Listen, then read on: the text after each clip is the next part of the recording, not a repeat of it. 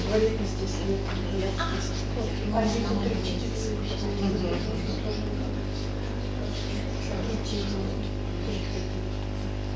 На День города их вот сколько вот этих в разных местах, да? Представляем, пошли бы. Все тут.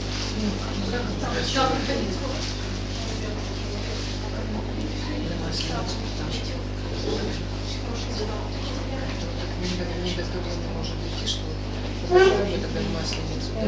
Добрый вечер. А нас куда-то все пропустили через ворота и все.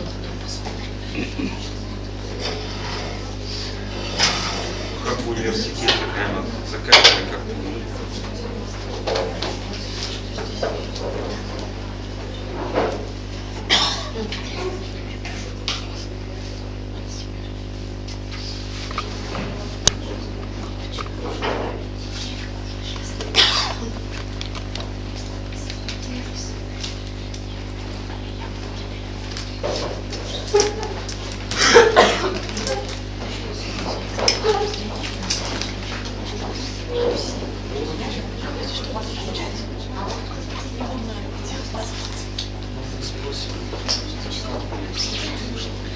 Добрый вечер, уважаемые посетители музея. Рада вас приветствовать на выставке «Немецкий историк на берегах Ежедета», кандидат исторических наук, заслуженный деятель образования Удмуртской республики Алексея Александровича Шепталина с его лекцией о роли немцев в истории культурном развитии края.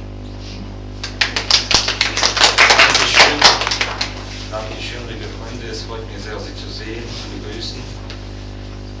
Dziś Борещ, Кажанаш Юс. У меня есть фишка. Я на каком мероприятии не присутствую, всегда здороваюсь по-удмуртски. И я заметил, что у нас в последние 5 лет эта практика практически исчезла. Давайте не будем забывать все-таки, что мы находимся в стенах Национального музея Удмуртской республики, который любезно придал великолепной выставке и поговорить о достаточно редких сюжетах, по крайней мере, которые еще относительно недавно были под запретом. Вот буквально вчера я вспоминал лично, опять же, в одной из аудиторий, когда впервые я начал писать курсовую работу в 89 году. Представляете, 89 год, перестройка, Горбачев, гласность, демократизация. А меня спрашивает преподаватель: а вы не боитесь? Чего? Я не понял вопроса. Ну как, немцы, такая тема скользкая, они же все под запретом были еще недавно. И когда я начинал писать курсовую работу, я с ужасом обнаружил, что, ну как сейчас студент поступает? Залез в интернет, что-то посмотрел, пошел, там в интернете нашел как минимум литературу какую-то, какие-то публикации. В 1989 году не было ничего абсолютно.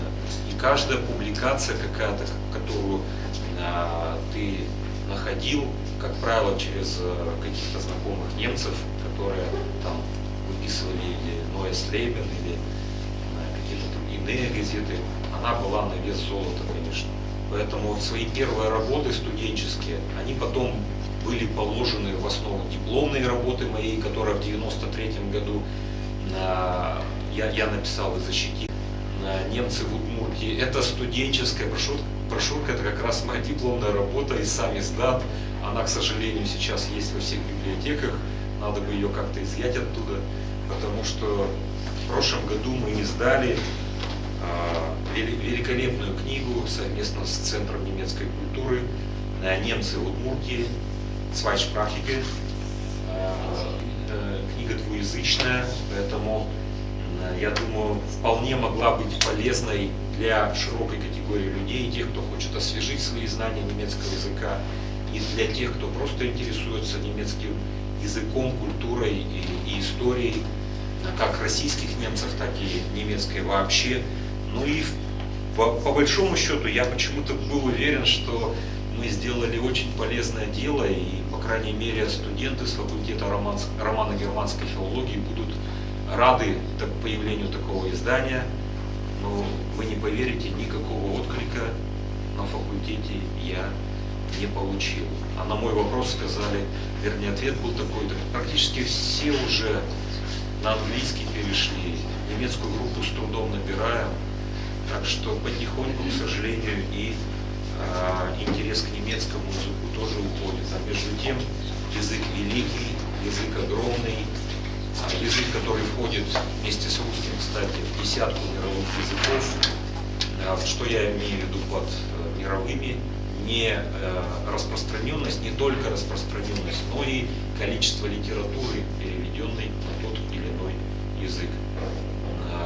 То есть таких языков буквально 10-12, на которых можно приобщиться практически к любым сокровищам мировой культуры. Ну, помимо английского, там, французского, испанского, китайского языка, языков туда, конечно же, входит португальский, туда входит немецкий и русский языки. Что касается, уважаемые коллеги, нашей тематики о немцах Удмуртии, то прежде всего надо разобраться с тем, что такое немцы. Немцы — понятие собирательное, и мне постоянно приходится сталкиваться с тем, что я не всегда нахожу отклик в аудитории, потому что вот я сформулировал «немцы в Удмуртии», и потом, когда, допустим, что-то говорю о военнопленных, ко мне подходят и говорят: зачем вы нас смешали с военнопленными? Те были фашисты, которые пришли. Я говорю: ну я не смешал, то есть у меня лекция не звучит «российские немцы в Удмуртии», она звучит «немцы в Удмуртии». То есть в данном случае я постараюсь на каждой страте дать какую-то информацию, в том числе и о военнопленных, которых здесь были десятки тысяч в годы, ну, тысячи во время Первой мировой войны и десятки тысяч во время и после Второй мировой войны, которые, кстати, тоже весомую лепту несли. Но, несомненно, во главе нашего внимания находятся российские немцы. Еще раз повторюсь, это собирательное понятие, поскольку под немцами с древнейших времен на Руси было принято понимать всех западноевропейцев. Я подчеркиваю, есть основная гипотеза, что немцы происходят от не мы, не мой, чужой, говорящий непонятно. Понятно говорят, тоже чужие, татары, их никто немцами не называл. Дело в том, что немцы, термин сложился в глубочайшей древности, еще в тот период, когда было велико славянское единство, и, видимо, славянская группа еще не распалась. Мы об этом можем судить на том основании, что термин «немцы» фигурирует практически во всех славянских языках именно по отношению к германскому этносу. То есть он у всех славян сформировался, этот термин, еще в период славянского единства. Ну, очевидно, это первое тысячелетие до нашей эры, эпоха римской, возможно, еще республики или империи, но, по крайней мере, глубочайшей древности. Когда мы смотрим русские летописные памятники, то видим, что термин «немцы» там фигурирует применительно к разным народам, например, и в повести временных лет, и в более поздних, кстати, повести временных лет, в нескольких свитках, известных редакциях, поэтому в разных редакциях текстовка отличается, и где-то мы видим, что немцы упоминаются именно вот в смысле германские немцы. В других источниках мы видим такие термины, как свейские немцы, шведы, каянские немцы, то есть норвежцы, скотские немцы, то есть шотландцы.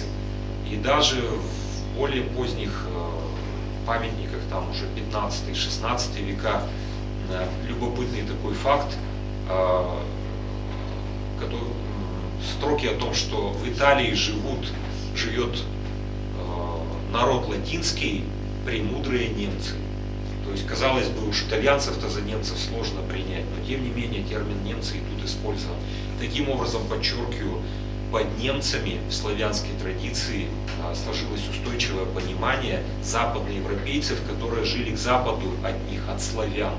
А практически все славяне жили или живут к востоку от немцев, за исключением, может быть, лужичан.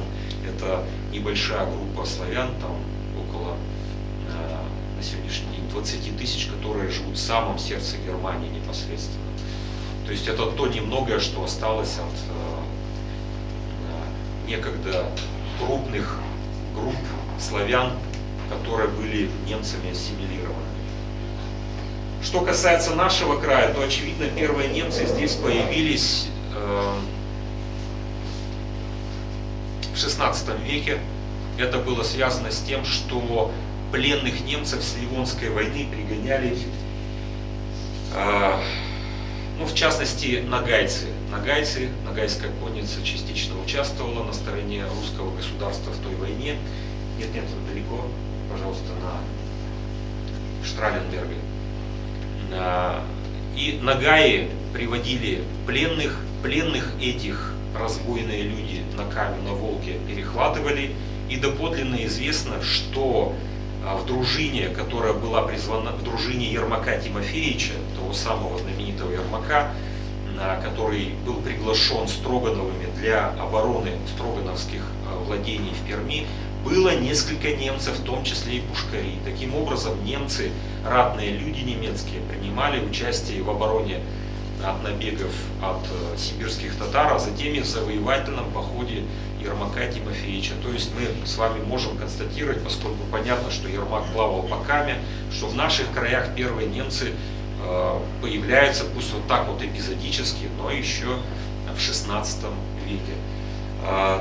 Также единично немцы появляются, ну, более, безусловно, массово после знаменитой Северной войны, вернее, в ходе Северной войны. Как вы помните, под Полтавой шведы были разбиты, и почти 25 тысяч шведских, как везде пишут, шведских солдат было пленено и направлено в глубинное, ну, потому что это мощная сила, они могли и мятеж учинить, и с боем прорываться куда-то, поэтому их как можно дальше от границы заселили. Страленберг, но он родился в Померании, он немец. Было принято почему-то, и сейчас принято среди исследователей, немцев записывать в шведы. Вы знаете, это мне напоминает, как вот откройте любую энциклопедию, вы увидите, что Крузенштерн и Беллинсгаузен, так вот прямо и написано, великий русский флотоводец. А ничего, что они по-русски с грехом пополам говорили или не говорили вообще. Это немцы из Прибалтики, да, они российские подданные, но тем не менее русский и российский все-таки это не одно и то же. Когда в большом энциклопедическом словаре Беллинсгаузен или Крузенштерн обозначен как великий русский флотоводец, меня это смущает. Ну, напишите российский, это будет правильно, ведь он немец. Так вот, Штраленберг, он тоже был немец, и каждый третий солдат в войске Карла XII был немцем. Дело в том, что Карл XII, помимо того, что это был король Швеции, он был также и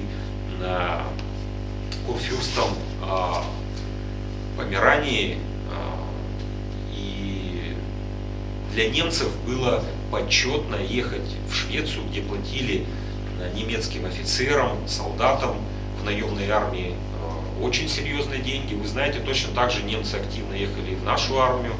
У Петра I только в Азовском походе несколько десятков полковников участвовало из числа немцев.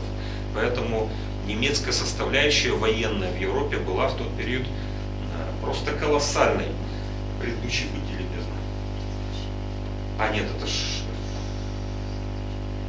Да, Мессершмитт. Предыдущий, это последующий уже. Единичные немецкие проекты появлялись на протяжении XVIII века также в ходе различных академических экспедиций. И первым таким академическим профессором был Даниэль Готлиб Мессершмитт из Данцига, который был послан Петром I в Сибирь для изучения различных древностей.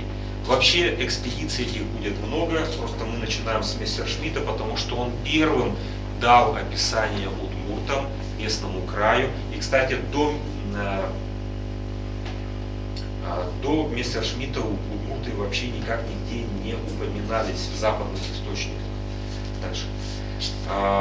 Штраленберг, он тоже был, ну, если Мессершмитт был приглашенным ученым, то Штраленберг был как раз вот из числа плененных немцев в ходе Северной войны, и он первым, он создал карту, во-первых, Восточной Европы, и ему принадлежит честь обоснования того, что границу между Европой и Азией следует проводить по Уральским горам.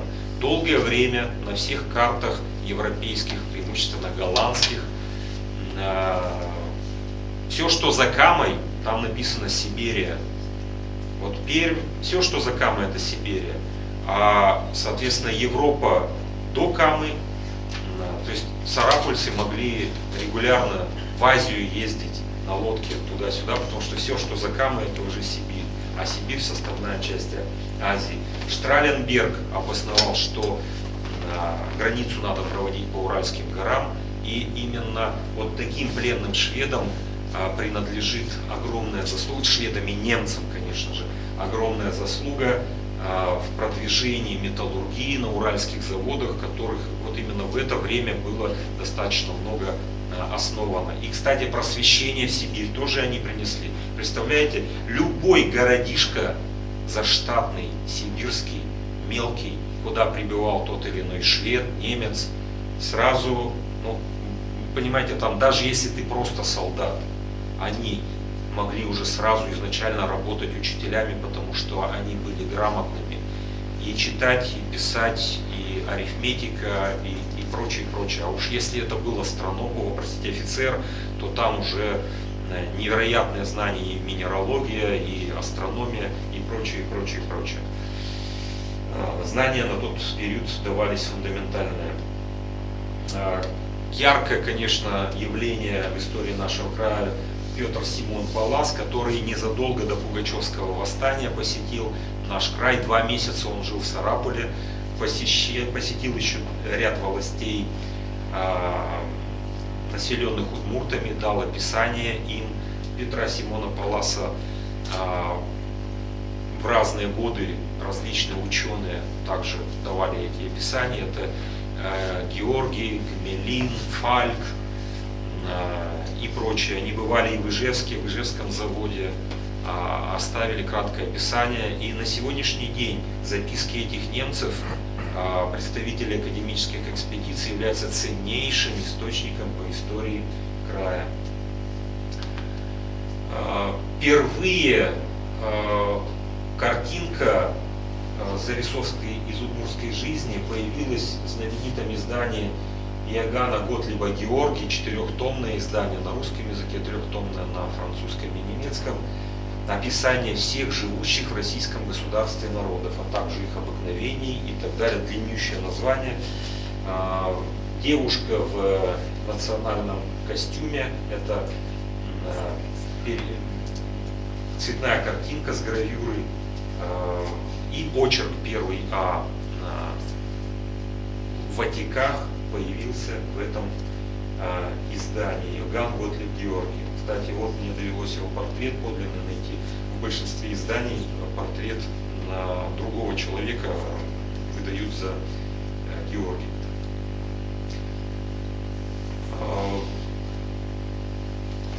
Немцы, ну, еще раз повторюсь, у нас на Руси немцами называли всех. Помните, я вот до сих пор ребенком смотрел этот фильм Кутузов, знаменитый фильм.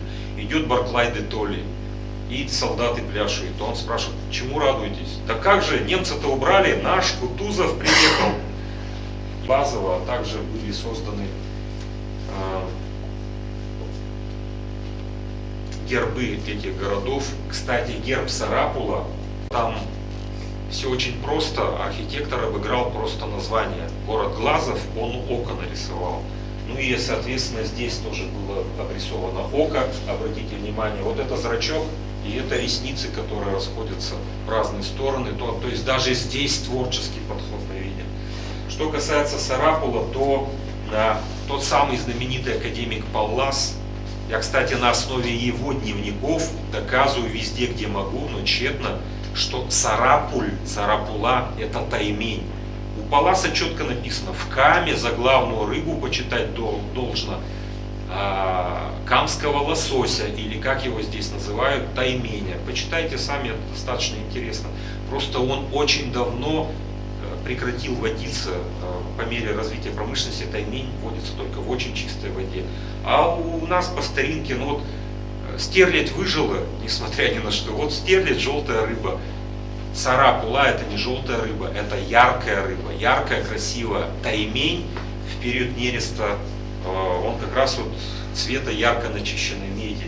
Так вот, у Палласа есть описание Сарапульской крепости. При подошве высокого места стоит замок рубленый.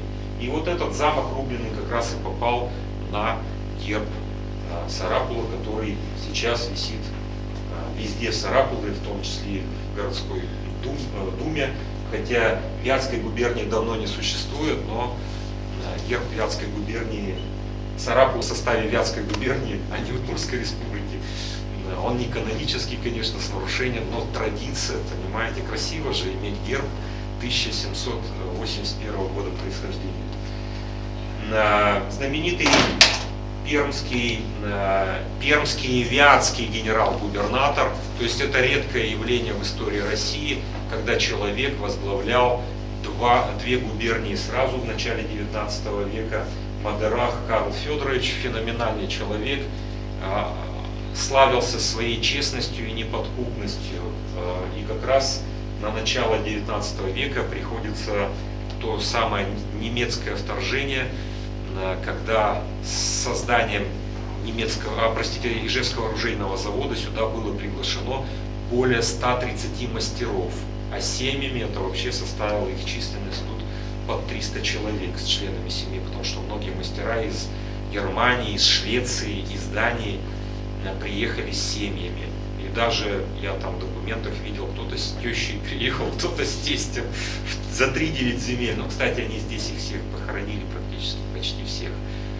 10% приехавших в первую же зиму умерли, потому что они не понимали, куда они едут, в какие реалии, в какие морозы и так далее. Бывал здесь и знаменитый великий Александр Гумбольдт по дороге из Вятки в Пермь. Причем у него такая цитата в его дневнике: «Дороги Вятской и Пермской губернии прекрасны, как шоссе Англии». Вот Карл Федорович Мадерах, это его заслуга, потому что его долгое время поминали как раз за дороги, которые он делал. Это он требовал, чтобы дорогу делали с возвышением посередине, чтобы вода стекала с центра, не застаивалась в лужах, а стекала, а по краям были канавы в обязательном порядке, а за канавами, чтобы были деревья березы высажены, потому что березы от переметов, от метелей будут защищать эту дорогу. Вот поэтому Гумбольдт, проехав по разным губерниям, нигде не отмечает прекрасность дорог, а вот именно Вятской и Пермской губернии отмечают, что прекрасны, как шоссе Англии. Причем когда 29-й год, ну, конечно, ярчайшее событие — это преобразование в 1807 году Ижевского завода железоделательного в оружейный. Тогда, как я уже сказал, в Ижевск приехало очень много немцев. Многие из них уехали по окончании контрактов. Это 1812 год. Но наиболее ключевые, там было просто приказ министра с ключевыми мастерами перезаключить контракты на любых условиях. Им денежку прибавили и тем самым удержали. Так что многие немцы у нас задержались на десятилетия и основали даже целые династии.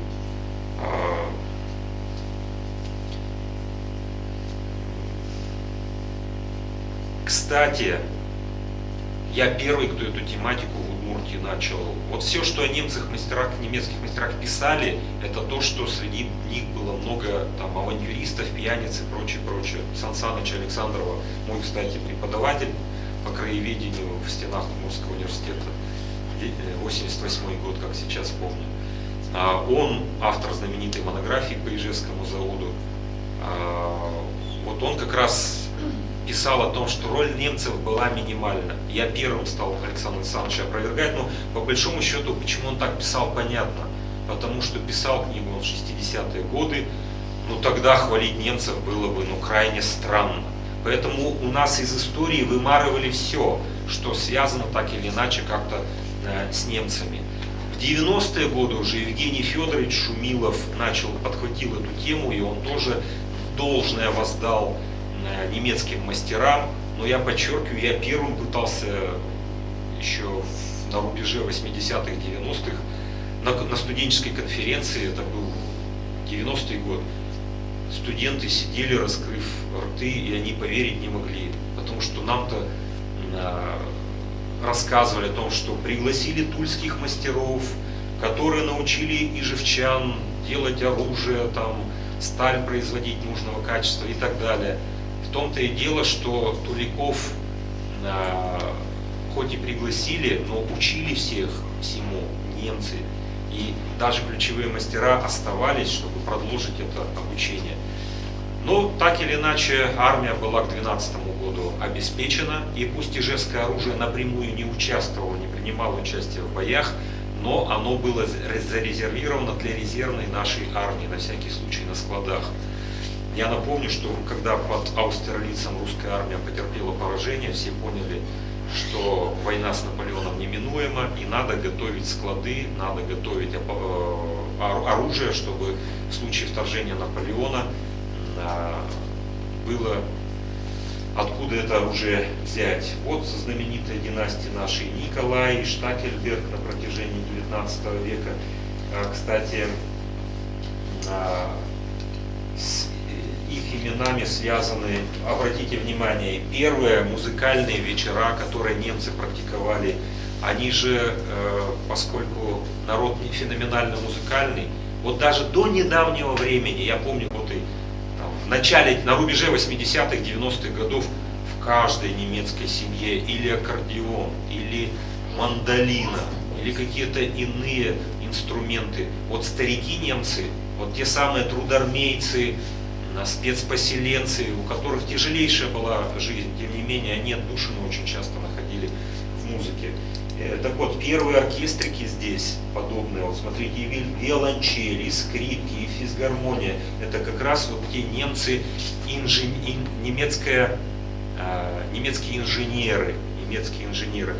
В большинстве своем они уже были обрусевшие, они говорили на немецком языке, но уже не как на родном языке, чаще всего, потому что немецкий язык это язык техники, и в засилии английского языка еще не было.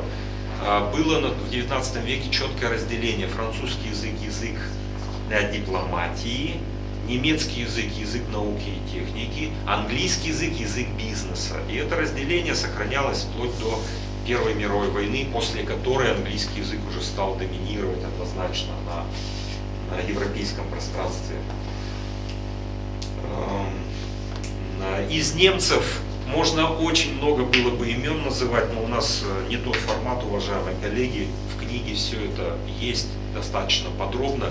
Но, кстати, что хорошо в этой книге, она выглядит только такой, не маленькой, да, массивной, но мы с вами понимаем, что половина на немецком, половина на русском. Поэтому очень компактно, масса информации здесь наших героев сегодняшних в той или иной мере говорится. Так что на самом деле чтение этой книги много времени не занимает. Из наиболее славных имен, хотя вот на том же Ижевском заводе было несколько командиров заводов, поскольку завод принадлежал военному ведомству, то они были не просто начальник завода, а командир завода. Вот Воткинский завод – это начальник завода, а в Ижевске были командиры. Александр Андреевич Иосса, знаменитый наш немец, один из самых знаменитых, он немцев вообще российских, по крайней мере, он дослужился до тайного советника, то есть это не каждый министр был тайным советником в те годы. Когда Александр Андреевич Иосса пошел на повышение, он долгое время был начальником Воткинского завода. Это именно при нем тот знаменитый проект осуществлялся по замене шпиля собора Петропавловской крепости. Это воткинские мастера делали. В Ижевске наиболее знаменитый из командиров это, конечно, Петр Александрович Бильдерлинг, это 70-е, вторая половина 70-х годов. При нем был завод взят, ну, еще до него был, но техническое перевооружение наиболее активно и успешно проводилось при Бильдерлинге. И при нем окультуривание города, мощение улиц, фонари керосиновые, деревья, потому что это дренаж,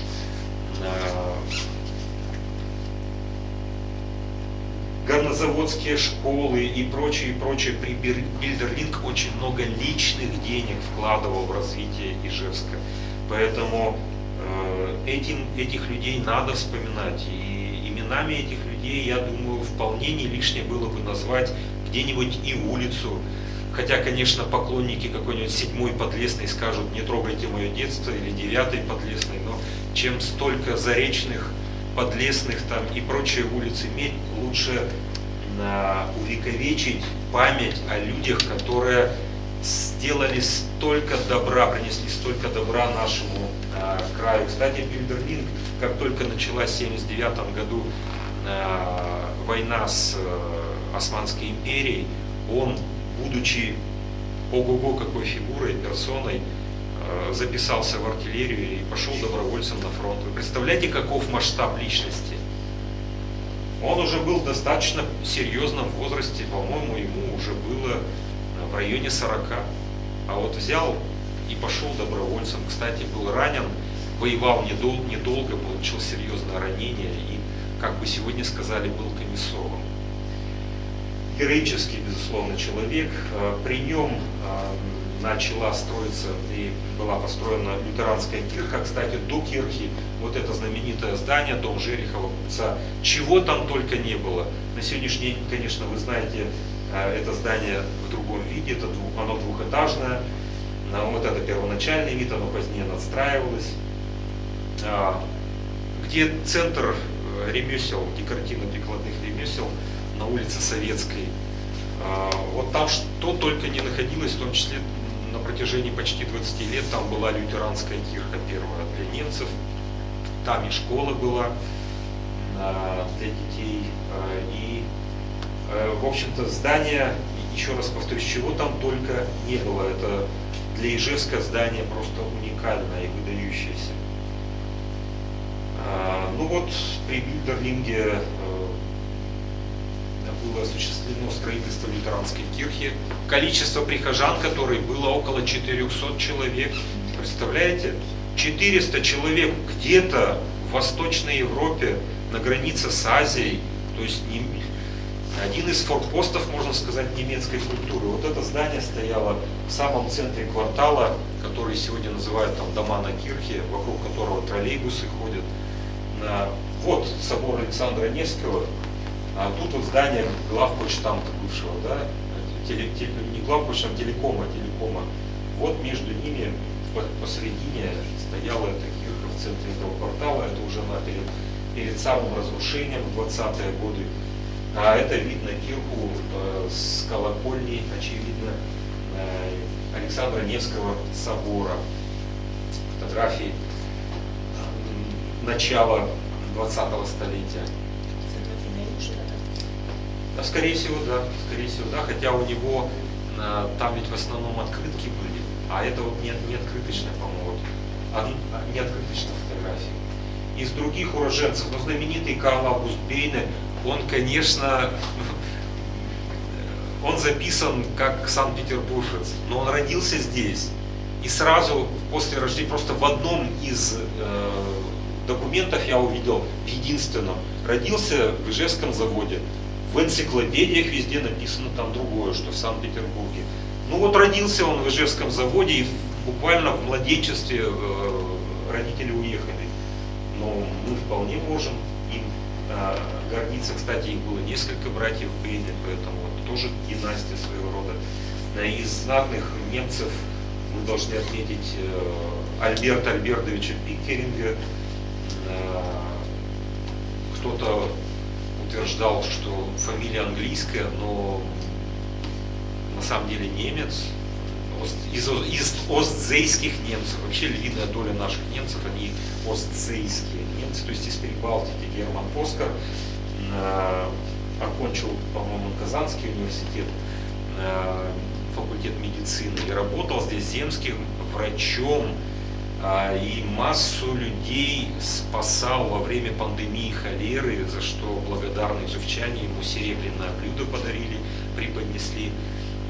И одна из палат в больнице местной земской была названа его именем, и умер он на боевом посту, заразившись во время проведения операции. Заразился от больного, заражения крови, сепсис и скончался. Тоже героическая личность, хотя, к сожалению, о нем тоже мало что говорят, пишут. Но вот первым о нем Евгений. Люди, которые отдали свою жизнь за здоровье местного населения, они заслуживают гораздо большего. Гораздо большего. Еще раз повторюсь, умер на боевом посту. Вильгельм или Василий Васильевич, вы знаете, у немцев всегда так. Если Карл, то Коля, Николай. Если Фридрих, то обязательно там Федор Федорович. Если Генрих, то Андрей. Вильгельмов, всех Вильгельмов звали Василиями. Его всю жизнь звали тоже Василий.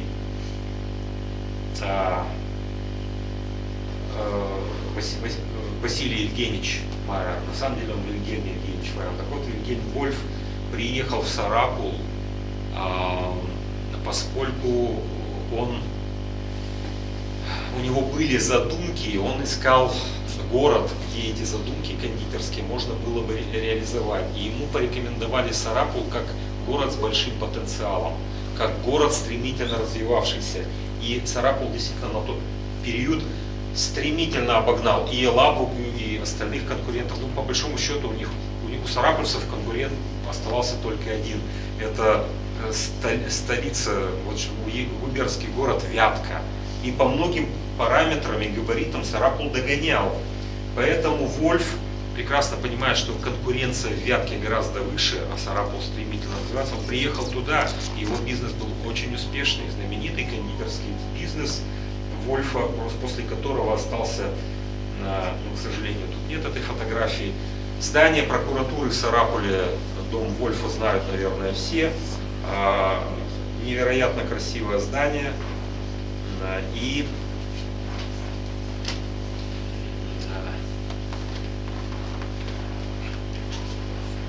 Сарапульская кондитерская фабрика ведет свою родословную как раз с заведения, кондитерского заведения Вольфа. К сожалению, Октябрьская революция очень жестоко по его семье прошлась. Сгинули практически все, и сын в конечном итоге в 1937 году, хоть и уехал далеко из наших краев, но злой рок его настиг, он был репрессирован.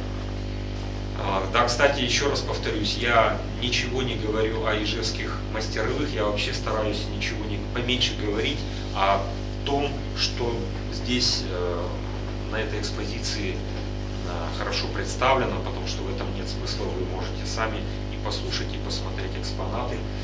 Я стараюсь акцентировать внимание на том, о чем здесь меньше информации, или этой информации нет вовсе.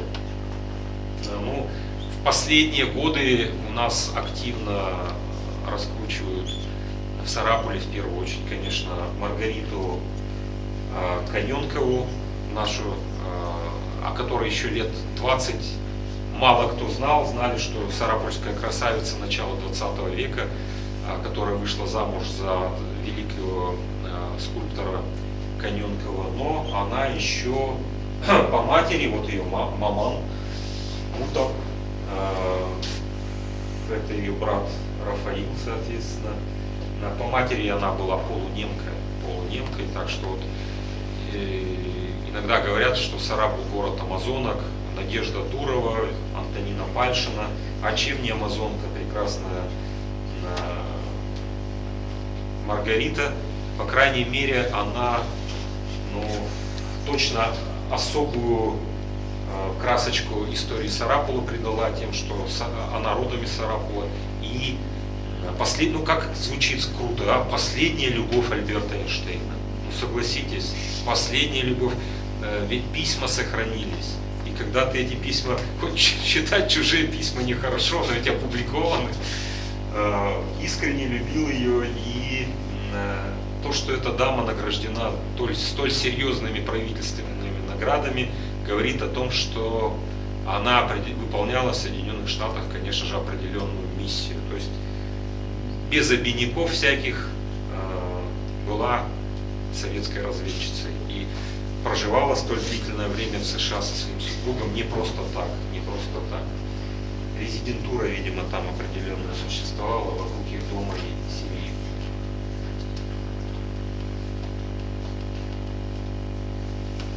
Здесь, коллеги, фотографии, портреты немцев, которые внесли большой вклад в изучение удмуртов. Это и из Казани профессор Казанского университета Яган Эрдман и Фердинанд Видеман, который активно изучал удмуртский язык, его грамматику, и Макс Теодор Бух, который 3 года работал в Юскинской волости. Он земский врач Сарапульского уезда, лечил удмуртских крестьян преимущественно, ну и заводское население города Ижевска какое-то время лечил. Примечателен Макс Теодор Бух тем, что его книга «Дивотьекен» является до сих пор единственной монографией об удмуртах, изданной на Западе. Она первый раз в Хельсинфорсе была издана, второй раз в Берлине переиздана, но, еще раз подчеркну, единственная монография западная на русском языке. Автор Макс Теодор Бух. Ну, Сергей Юрьевич Витте, конечно, великий немец. Кстати, его в шутку называли графом полусахалинским. Коллеги, наши учебники истории, ведь их можно по-разному трактовать. Что значит полусахалинский? Потерял полсахалина, да он сохранил полсахалина. Напомню вам, что Россия была жесточайшим образом разбита в русско-японской войне 1904-1905 года, но феноменальный дипломатический талант Сергея Юрьевича Витте помог России отринуть все претензии Японии, в том числе и о репарациях.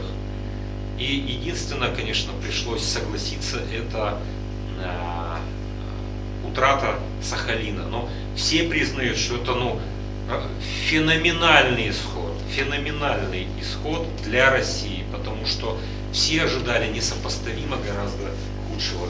К чему я Сергея Юрьевича здесь приплел, которого вы знаете прежде всего как министра финансов, как человека, проведшего финансовую реформу, в результате которой российский рубль стал золотым полновесным рублем наряду с 5 другими крупными валютами, маркой, фунтом, долларом и франком. Сарапульцы сделали его почетным гражданином. Это один из первых почетных граждан города Сарапула. Сарапульцы и присвоили ему это почетное звание, потому что благодаря его содействию в Сарапуле появилось отделение Государственного банка. Ну, с Удмуртским краем связано, я тоже уверен, что вы знаете историю книперов. Дело в том, что инженер Книпер был направлен, вернее, приехал налаживать производство на винокуренном заводе в поселке Копман Глазовского уезда. Пусть семья Книперов прожила здесь недолго, но тем не менее супруга Антона Павловича Чехова, Ольга Леонардовна, родилась у нас, и мы ее тоже, Ису МХАТовскую, одну из знаменитейших актрис революционного МХАТа, и почему революционного, и советского МХАТа. Она и в советское время была в большой фаворе. Мы гордимся тем, что уроженка Удмуртии, одна из знаменитых российских немок. Кстати, ее племянница Ольга Книпер-Чехова, тоже Книпер-Чехова, она хоть и родилась не здесь, кинематографа 30-х, 40-х годов. И ну, об этом нехорошо, конечно, говорить, но тем не менее любимая, как говорят, актриса Адольфа Гитлера. Тоже поговаривают, поскольку судьба к ней была благосклонна, очевидно, и она какие-то функции разведывательные выполняла. Потому что она не подверглась вот той денацификации. Согласитесь, быть любимой актрисой Гитлера и при этом не пострадать, значит, она выполняла определенный функционал.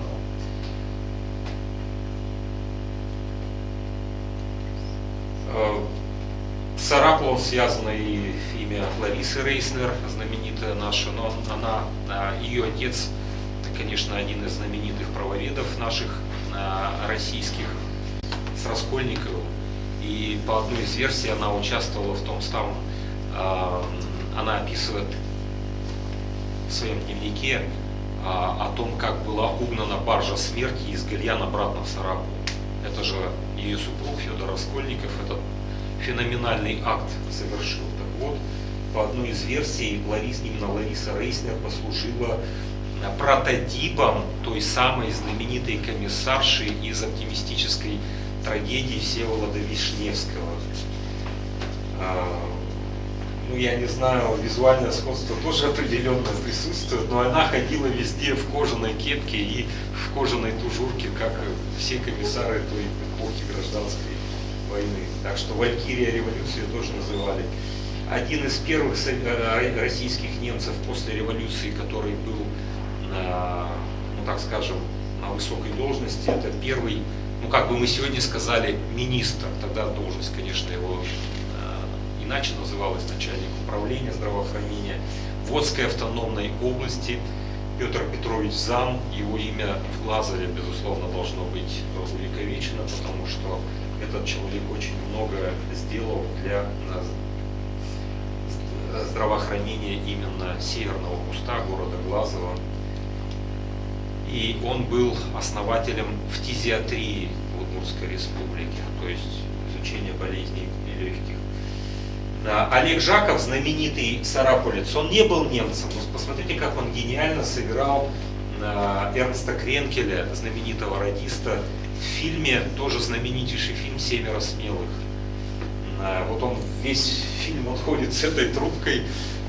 И что любопытно, у Эрнста Кренкеля, отец у этого радиста, который послужил прототипом для героя Олега Жакова из фильма «Семеро смелых», отец работал несколько лет преподавателем немецкого языка в Сарапульской женской гимназии. То есть отец его тоже с Сарапулом связан. Вообще в советский период, 20-30-е годы, российские немцы, они фигурируют везде, их очень много. Дело в том, что на самом деле в годы войны сюда, в наш край, было привезено очень много военнопленных, и как реальных военнопленных, которые были захвачены в плен в ходе боевых действий, так и просто российских немцев, сосланных из западных губерний Российской империи. Им тоже статус военнопленных дали, потому что всех мужчин призывного возраста отсылали подальше от границы. Так вот, у нас их было в Сарапуле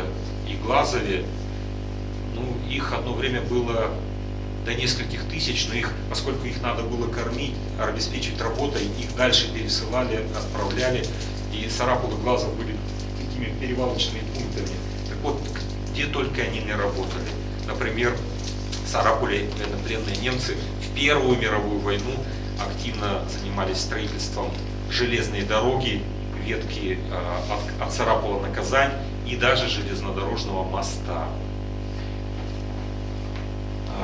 Ну, Эммануил Фурман, знаменитый из Ленинграда профессор, за небольшой эпизод в своей биографии он попал на юг в период, когда там юг был белым. Он работал в госпитале, за это поплатился, потом были лагеря, потом была ссылка, он был сослан в Удмуртию в конечном итоге. Здесь, в Удмуртии, в нашем медицинском институте, он основал кафедру педиатрии, был одним из руководителей вообще института, потому что кадров таких ценных не было, а он был профессор.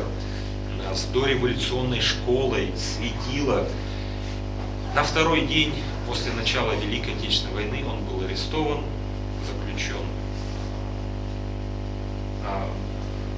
В общем, через полгода заключения он был расстрелян. Без каких-либо оснований. Просто не хотели с ним возиться. Надо было определенным органам показать, что они не зря хлеб получают. К сожалению, в то время это была распространенная практика.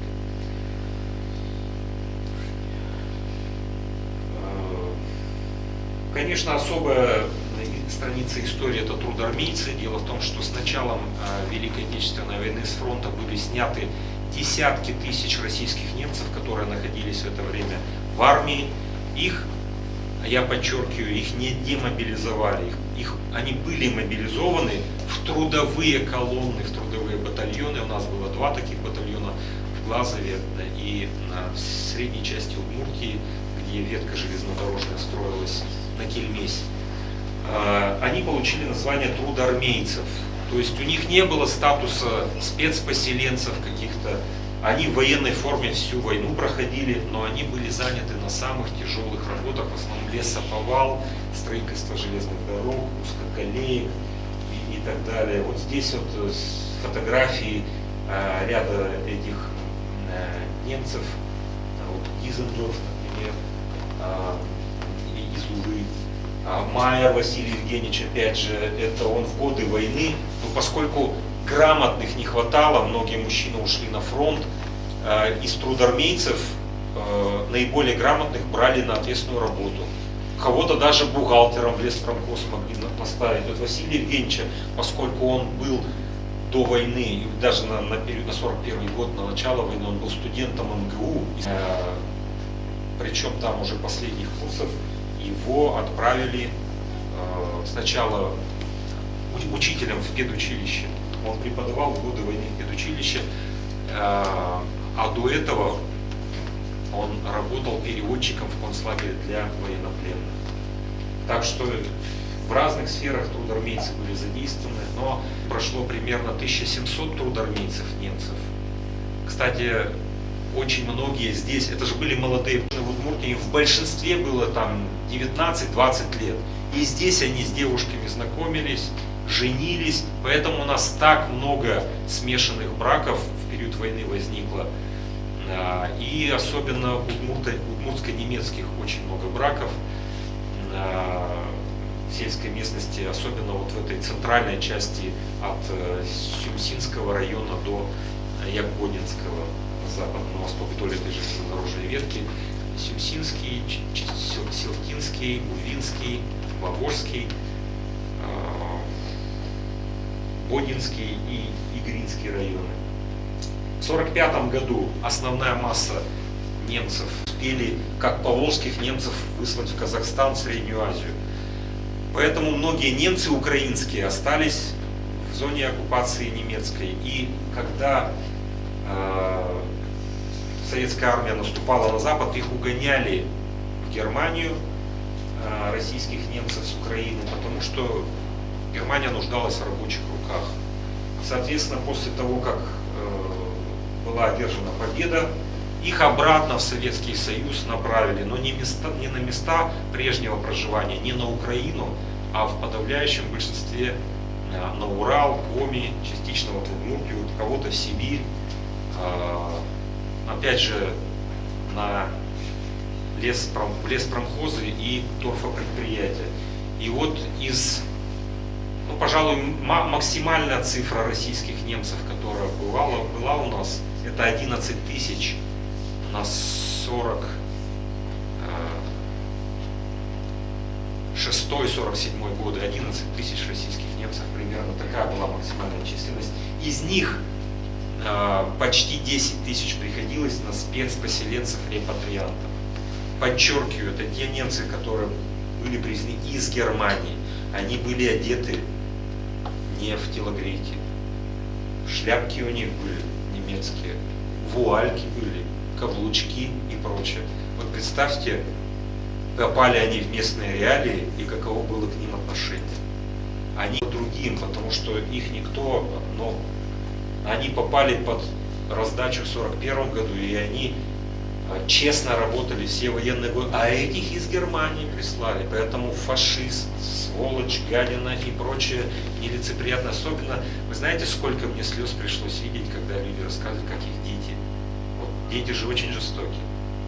В школе как-то количество, контингент сокращался, и всех перевезли в Ижевский лагерь. Вот Ижевский лагерь на пике был примерно 5500 человек. Основное лагерное отделение было в районе улицы Клубной, а маленькое лаготделение было в районе психдиспансера на Фруктовой, на Металлурге. Вот 2 лаготделения, и немцы колоннами на заводы каждое утро маршировали, и поначалу и камнями кидали в них, а потом и картошку стали подкидывать, потому что они вечно голодные, измученные. Но немцы работали хорошо, ударно, поэтому их лучших отпускали, бесконвойники так называемые. Они ходили и на рынок, и позволяли себе вольности. Кто-то и на танцы захаживал, и с девчонками знакомился. Можете себе представить такое там в Германии. А у нас немецкие военнопленные бесконвойники по городу ходили. И даже позволяли себе неприличные вещи. Я читал в документах, как один избитый пришел. Стали разбираться, как так военнопленного избили. А он там что-то типа «Русиш Швайн» сказал. Ну и как такое победителям слышать от побежденных. Поэтому он получил урок хороший в тот момент. Конечно, были упертые, были тут и эсэсовцы. Вот тех, кто раскаивался и вставал на путь исправления, их раньше отправляли. А те, кто упорствовал в своем нацизме, их отсюда высылали в те лагеря, где вот преступники и нацисты и эсэсовцы концентрировались. Дольше всего такие лагеря на Урале сохранялись, и шахты под Донецком, вот Донецкая область. Там их очень много было. Отсюда последние военнопленные в 1948 году убыли. Это были раненые. Раненых очень много было в Можгинском госпитале и в Глазовском госпитале. Еще со Сталинграда даже кто-то лежал, оставался. Ну, еще одна страничка, конечно, это немецкие оружейники и вообще инженеры. Там было на самом деле их 3 группы, но химиков было всего 2, поэтому их объединяют с мотоциклистами. Мотоциклетная группа и группа оружейников. Оружейники, среди оружейников самым известным, конечно, был знаменитый Шмайсер. Ему приписывают автомат, но автомат этот Фольмер, на самом деле его автором был совсем другой конструктор. А Шмайсер, это было выгравировано, вернее, отштамповано на магазине. Поэтому этот автомат немецкий знаменитый ошибочно называют Шмайсером, хотя это автомат Фольмера. Шмайсер запатентовал вот этот магазин. Так что 5 лет эта компания с 46 по 51 год работала, была трудоустроена на Ижмаше в конструкторском бюро.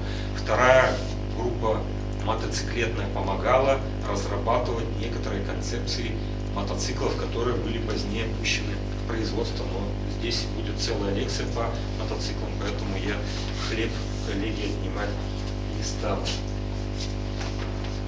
Жили, кстати, все инженеры в одном доме.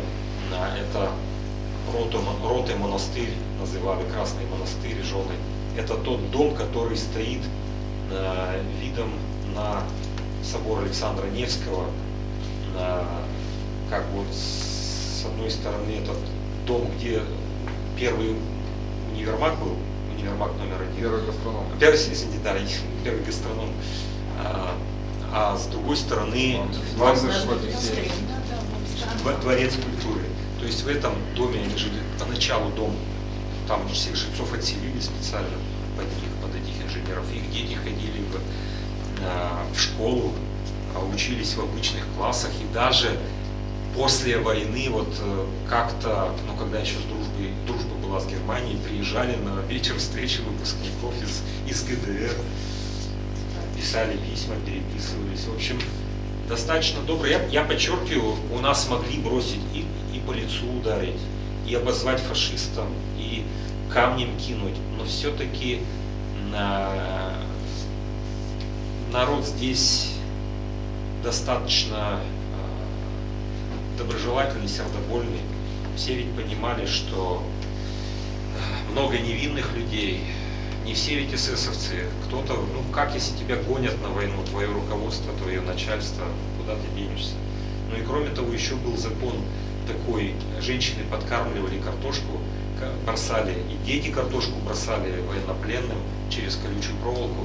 Все ведь надеялись, что там в плену тоже где-то отец, муж, брат, и может быть кто-то там, какая-нибудь женщина картошку подбросит и так далее, вот по закону справедливости вселенской. Российские немцы до 56 года работали на торфопредприятиях, на строительстве. Вот видите, это все вот в штабеля торф укладывают, тяжелый труд, тонны своими руками. Это вот все немки. Дальше. Вот, кстати, эти инженеры неплохо они жили, это чей-то день рождения отмечают.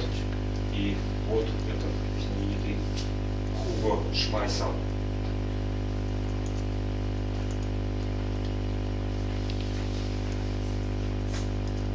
Вернер, инженер. Шмайсер, опять же. Немецкие дети, российские немцы. Поскольку печи с торфом весь день в наклонку ты не проходишь, поясница упадет. Поэтому они обматывали колени тряпками и ползали на коленях. Тряпки, конечно, моментально все прорывались, колени, руки, все было ободрано, потому что рукавиц не хватало. Многие советские немцы, кстати, очень много, 10% прошли через тюрьмы, потому что кто-то отказывался работать без рукавиц, кто-то пошутил, кто-то анекдот рассказал. Вот я достоверно видел уголовное дело, где человеку дали 5 лет за то, что его отправили на работу в мороз.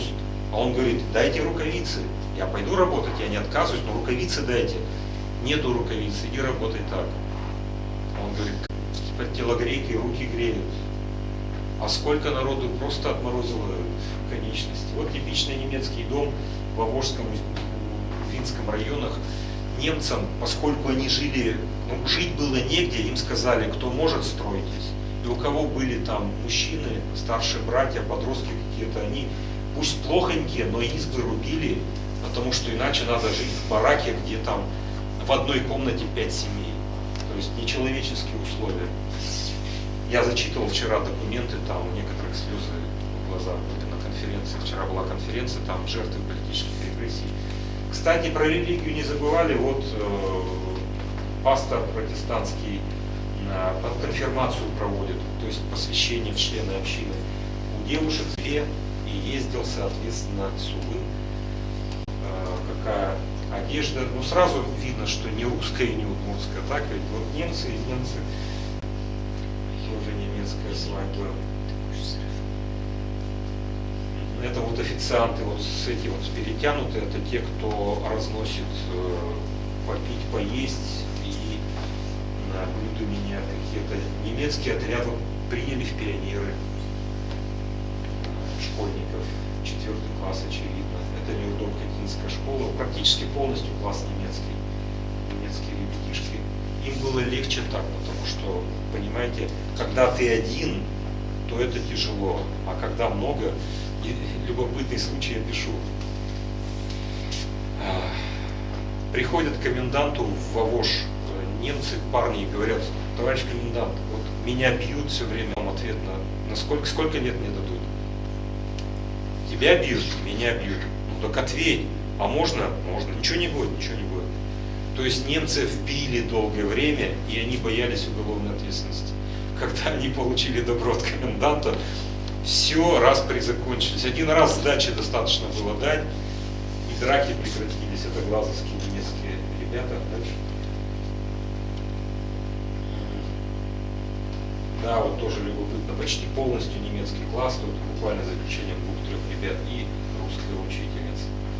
Там даже на немецком, везде музыкальные инструменты, это на Новый год немцы собрались, это тоже Нюрнберг-Катья. Вот. Я говорю, гитары, аккордеоны. После 1955 года впервые немцев разрешили в какие-то книги почета заносить. Магдалина Гаценбеллер из поселка Рябова, она на 200% норму выполняла. Там трактористов много, то 150, то 100. Вся книга подсчета, все немцы. Все немцы. Поселок Рябово, вы прекрасно понимаете, это смешанный поселок. Тракторист, Хлостер, да. Ну, это знаменитые наши ученые из Перми, из Свердловска. Отто, колоссальную, конечно, заслуга Отто Бадера в том, что он написал мезолит. То есть это археологи, оба археологи. Бадер, его ученик Генинг Владимир Федорович, оба тоже были из числа репрессированных, труд мобилизованных в годы войны. Но вот стали учеными, два доктора исторических наук. Генинга принято считать основателем Уральской школы археологии. Отвечаю, немец, ваш родной язык, удмуртский. Было и у нас такое. Профессор математики Василий Дер из Удмуртского госуниверситета, Владимир Кель, знаменитый архитектор из Глазова, ну и Альфред Айсельд, это